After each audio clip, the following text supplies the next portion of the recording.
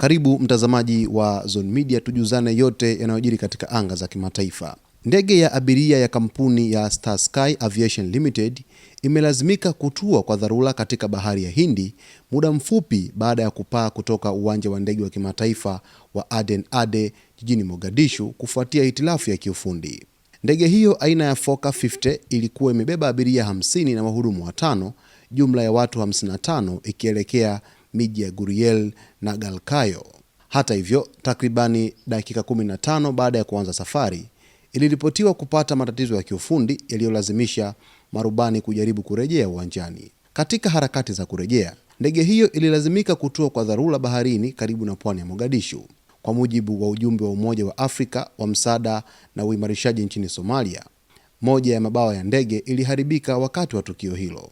Timu za uokoaji zikiwemo AUSOM na ofisi ya Umoja wa Mataifa ya msaada nchini Somalia UNSOS zilifika haraka eneo la tukio na kufanikisha kuwaokoa watu wote waliokuwa ndani ya ndege hiyo. Hakuna kifo kilichoripotiwa, ingawa watu 12 waliojeruhiwa na kupatiwa matibabu ya haraka.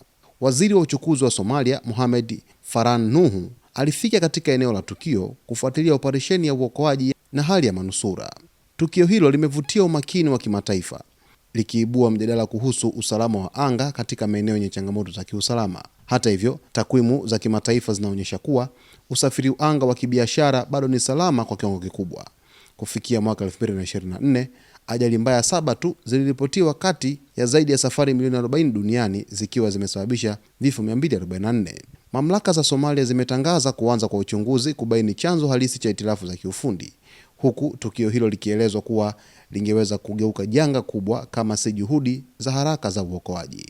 Taarifa hii imetokea huko nchini Somalia, ambapo ndege ya abiria imelazimika kutoa kwa dharura bahari ya Hindi baada ya hitilafu ya kimitambo kuweza kutokea katika ndege hiyo aina ya Fokker 50. Ilikuwa na abiria 50 pamoja na wahudumu watano, jumla watu 55 katika ndege hiyo. Basi kwa taarifa zaidi mtazamaji, usiache kuungana nasi kwa kusubscribe channel yetu, kulike, kucomment pamoja na kushare.